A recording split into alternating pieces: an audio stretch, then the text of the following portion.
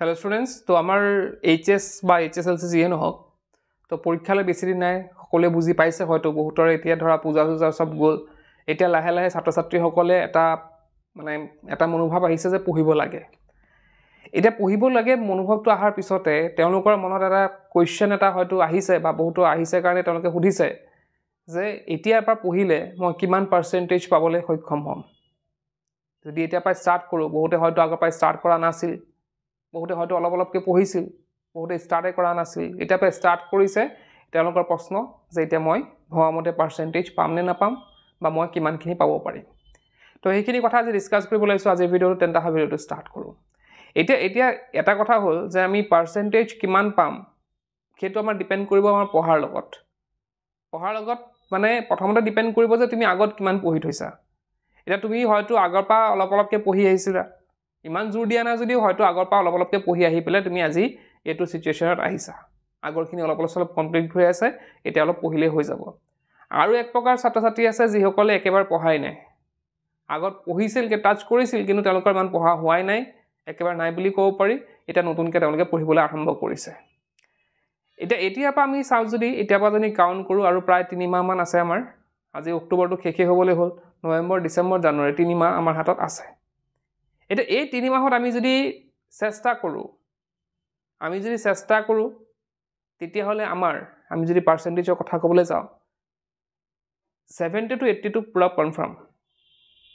70% to 80% পুৰা confirm যদি তোমালোকে একেবাৰে পঢ়া নাই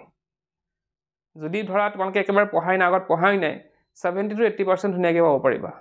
আৰু যদিহে তোমালোকে আগত হৈ আছে পঢ়া আগত যদি তোমালোকে অলপ চলপ হলে যদি ভালদৰে পঢ়ি থৈছা অলপ তথাপি তোমালোকে কি কৰিব পাৰিবা 80 to 90% আনিব পাৰিবা 3 মাহত যিসকলে অলৰেডি আগৰ পৰা পঢ়ি আহিছে আৰু যিসকলে এতিয়ালৈকে পঢ়া নাই একো নতুনকে ষ্টাৰ্ট কৰিম বুলি ভাবিছে তেওঁলোকে 70 to 80% আনাটো কনফাৰ্ম যদিহে তেওঁলোকে পঢ়ে তেওঁলোকে যদি এইখিনি সময় যদি তেওঁলোকে ভাবে যে আজি থাকক কাইলে পঢ়িম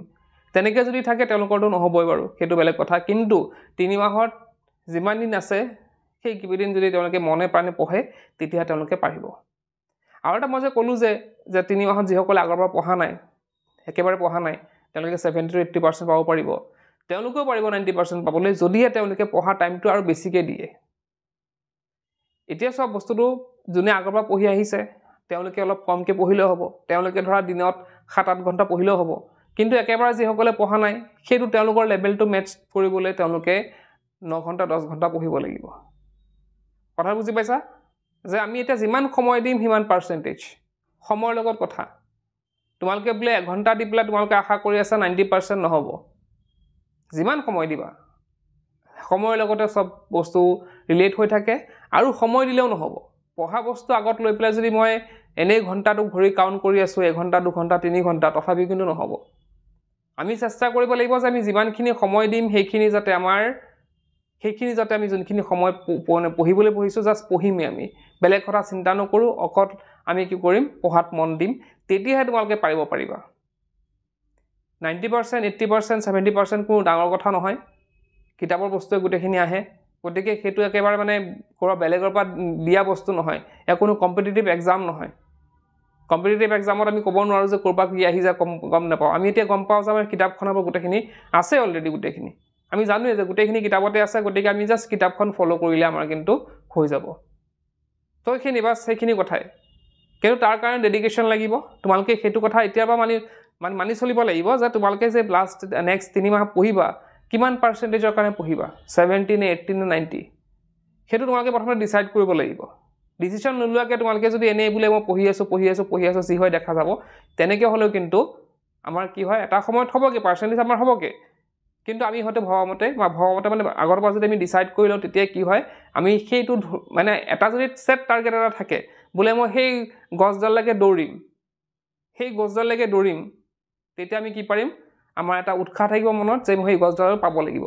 আৰু যদি তুমি যদি একো টাৰ্গেটে নলুৱা এনে অনাই বনাই দৌৰি আছা তেতিয়া কি হ'ব দৌৰি আছা হয় কিন্তু কিমানখিনি পাৰ্চেন্টেজ পাবা সেইখিনি তোমালোকে গম নাপাবা গতিকে হেতু বস্তু এটা টাৰ্গেট এটা ৰাখা যে মই 3 মাহ নেক্সট 3 মাহ লৈ পেলে মই কি কৰিম 70 80 90 জি পাম এটা মোৰ লগতো চ্যালেঞ্জ কৰিব পাৰা তোমালোকে বুলে ছাৰেটো কৈছে 80 পাম 80% পাব পাৰি মই 90% আনি দেখাম সেইটো চেলেঞ্জ লোৱা বা লগৰ এজনৰ লগত চেলেঞ্জ লোৱা লগৰবিলাকৰ লগত চেলেঞ্জ লোৱা যে মই কি কৰিম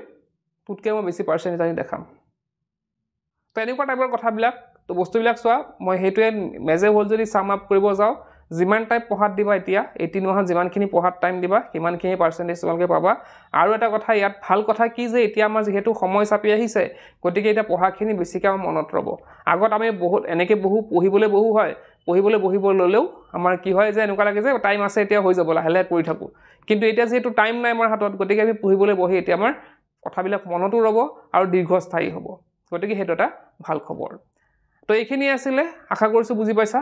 কাৰ কিমান এক্সপেক্টেশ্যন আছে কমেণ্ট বক্সত লিখিব নাপাহৰিবা আৰু ইয়াতে যিসকল ছাত্ৰ ছাত্ৰী ক্লাছ